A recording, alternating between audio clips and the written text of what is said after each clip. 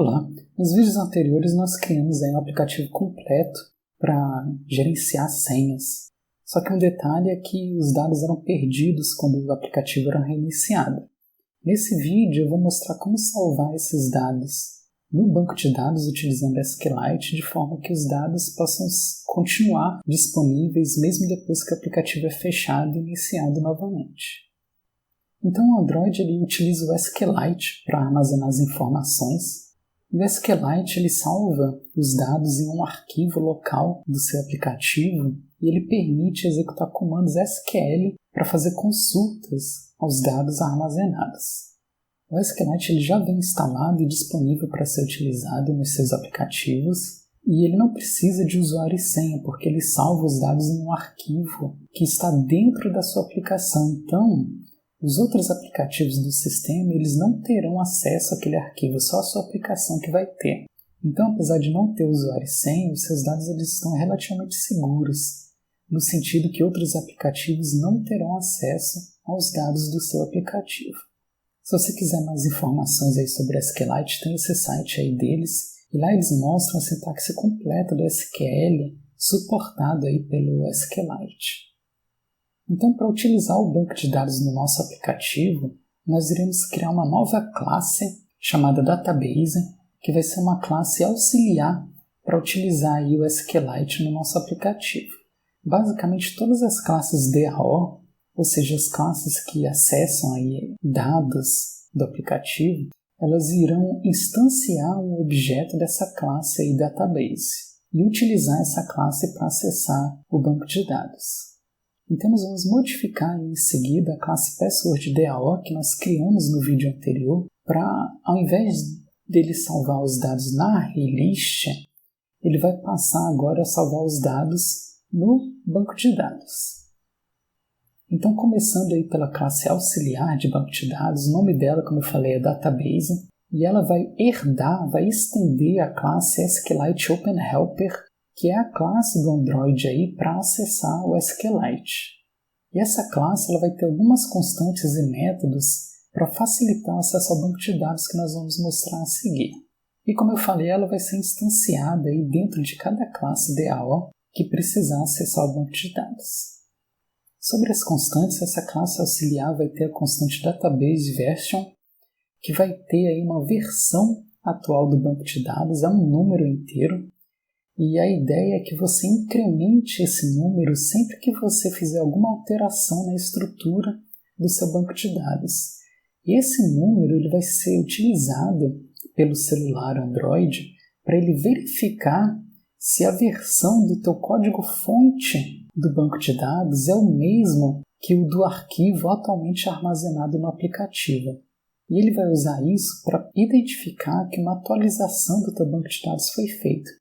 Ou seja, se essa versão aí do banco de dados do seu código for diferente da versão do arquivo do SQLite atualmente no celular, ele vai perceber que teve uma atualização e ele vai executar esse método aí onUpdate, que nós vamos mostrar daqui a pouco. Em seguida tem a constante database name, que vai ser só um nome aí para o arquivo do SQLite. E por fim nós temos as constantes aí SQL create pass, SQL populate pass e SQL delete pass, que vai ser utilizado aí para criar a nova tabela, aquele comando create table, para popular a tabela de senhas, vai ter aqueles comandos lá insert values, e para remover aí a tabela de senhas. A ideia é que você tenha essas três constantes para cada tabela diferente do teu banco de dados. Bom, sobre os métodos, nós teremos basicamente três. O primeiro deles é o construtor, que vai receber o contexto, que é Activity, como parâmetro, e vai executar o construtor da classe Py, que é o SQLite OpenHelper, passando esse contexto, passando o nome do arquivo do SQLite e passando a versão do banco de dados. Esse construtor ele vai comparar a versão do banco de dados atualmente no aplicativo com a versão do código-fonte para ver se o banco de dados precisa ser atualizado ou não. Além disso, esse construtor vai verificar se o arquivo do banco de dados já existe. Se não existir é porque esse aplicativo ele nunca foi usado, é a primeira vez que ele está sendo executado. Nesse caso, ele vai pedir para executar o método onCreate, que vai ser executado aí quando o aplicativo é aberto pela primeira vez e nenhum banco de dados existe ainda, o que significa que seu aplicativo provavelmente acabou de ser instalado. Bom, se o arquivo existe, mas as versões são diferentes, o método onUpgrade vai ser executado. A ideia principal do onUpgrade é você converter o seu banco de dados da versão anterior para a versão atual. E aí tem alguns comandos do SQL que são utilizados para isso, como por exemplo o alterTable, que eu nunca falei para vocês, mas ele altera aí as características das tabelas. Mas nós não vamos fazer isso. O que nós vamos fazer no nosso onUpgrade é basicamente apagar a tabela e criar novamente. Ou seja, os dados serão perdidos sempre que a gente atualizar o aplicativo. Obviamente essa não é a melhor solução, ela só serve aí muito bem se você estiver desenvolvendo o aplicativo. Mas quando você for distribuir a sua aplicação, obviamente que você não vai querer apagar os dados do usuário sempre que tiver uma nova atualização. Bom, então esse é o código completo aí da classe auxiliar database. Nós temos aqui no início a constante, que tem a versão do banco de dados. Nós temos aí os vários comandos SQL que serão usados aí para criar, popular e remover a tabela passwords. Nós temos o construtor aqui, que vai chamar o construtor da classe Py, que é o SQLite OpenHelper. E ele vai passar aqui o contexto, que é a activity, o nome do banco de dados, que foi setado aqui em cima, e a versão do banco de dados, que nesse caso aqui é a versão 4. Note que essa versão não tem nada a ver com a versão do seu aplicativo, e sim com a versão do banco de dados do seu aplicativo. Em seguida, esse super ele vai verificar se esse banco de dados já existe. Se não existir, ele vai executar o método onCreate, em que nós iremos executar os comandos lá de cima para criar o banco de dados, olha o create table aqui, e também popular o banco de dados inserindo aí uma nova senha, que nesse caso nós estamos inserindo só a senha aí do Gmail. Ou seja, vai ter um item só de teste quando esse aplicativo for iniciado. Em seguida, se o super notar que o banco de dados já existe, mas a versão é diferente, ele vai pedir para executar o método onUpgrade, que vai ser usado aí para atualizar o seu banco de dados para a nova versão. Então ele passa a versão antiga, ele passa a nova versão, para você utilizar esses números aí como base. Entretanto, na nossa implementação, nós estamos só apagando a tabela e executando o onCreate novamente para ele criar e popular a tabela novamente. Bom, então é isso. Note que se o construtor da classe Py notar que o banco de dados já existe e a versão é a mesma, ele não vai fazer nada, ele não vai executar nem o onCreate nem o upgrade. E está aí então todo o código-fonte aí dessa classe auxiliar. O que nós vamos fazer agora é modificar aquela nossa classe password.dao para ele deixar de utilizar o arraylist e começar a utilizar esse banco de dados auxiliar que nós criamos.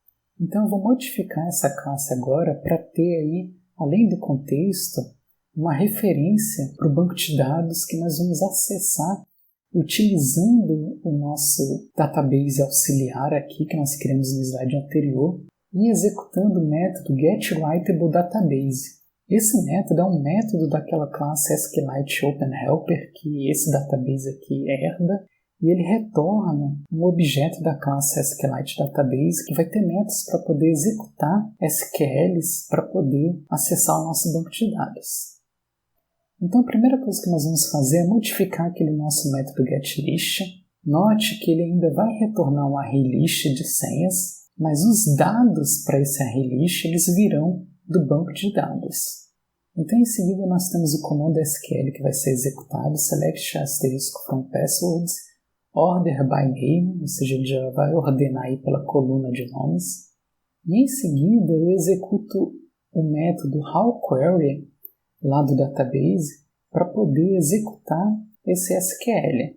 Ou seja, esse método ele vai executar uma consulta, por isso que é raw query. Query vem do inglês consulta, né? Você vai usar esse método para executar selects no banco de dados. Em seguida, nós utilizamos esse método aí moveToNext para acessar a próxima linha que retornou da consulta.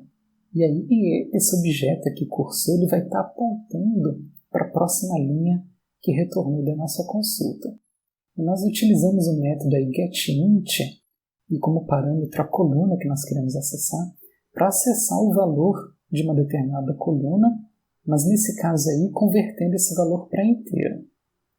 E aí nós pegamos então a primeira coluna, convertemos para inteiro e atribuímos isso para a variável id. Em seguida nós acessamos a segunda coluna, convertemos ela para string e atribuímos aí para string name e fazemos isso aí para as próximas colunas também. Por último, para essa linha em específico, nós adicionamos um novo password na lista de password que nós criamos aqui no início.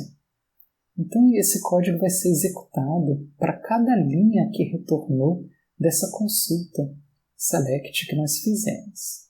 E por fim nós retornamos aqui a lista de senhas que vieram aí do banco de dados.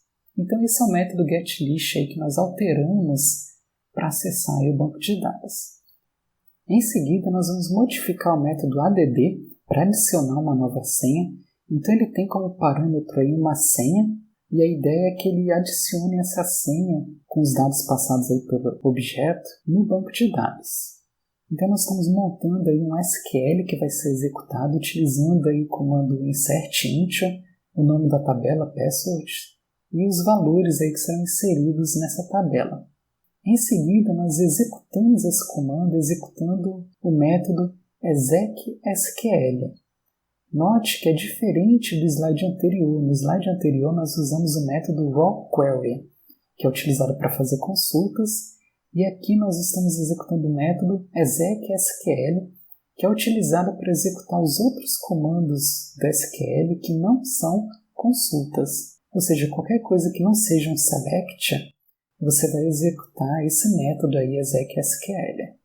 E note também que ele está dentro de um try, porque esse comando aí pode gerar algumas exceções, mas se tudo der certo, nós mostramos aí o toast dizendo que a senha foi salva com sucesso e retornando true, mas se der qualquer exceção, nós mostramos aí um toast dizendo que deu erro e mostrando a mensagem de erro que aconteceu e retornando falso.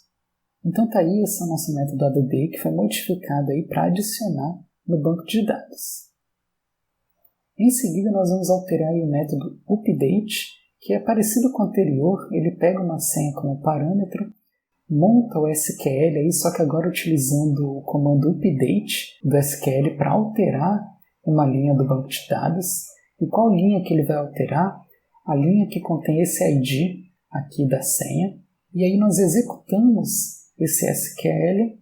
Se der certo, nós mostramos o toast aí que a senha foi atualizada, caso contrário, nós mostramos uma mensagem de erro.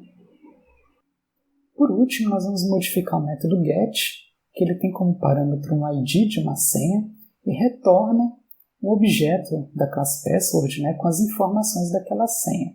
Então nós montamos aí um SQL utilizando o select, executamos o rawQuery, porque ele que é utilizado aí para fazer consultas.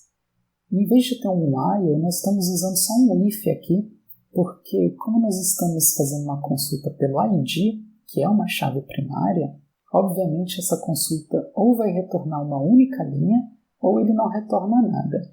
Se ele retornar uma única linha, esse novo UTNEXT vai retornar verdadeiro, e nós vamos acessar aqui as informações da linha que foi retornada, colocar isso no objeto da classe password, e retornar esse objeto como resultado aí desse método get.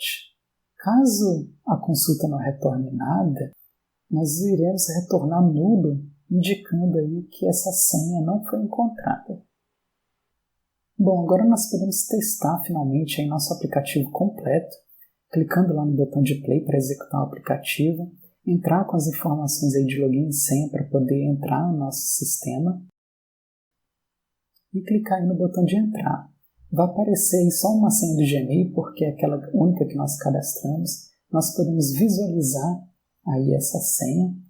Voltando, nós podemos clicar aí no botão de adicionar e entrar aí com as informações para adicionar uma nova senha aí no nosso sistema. Então, como feito anteriormente, eu vou criar uma senha para o Coursera. digitar aí as informações de login e senha.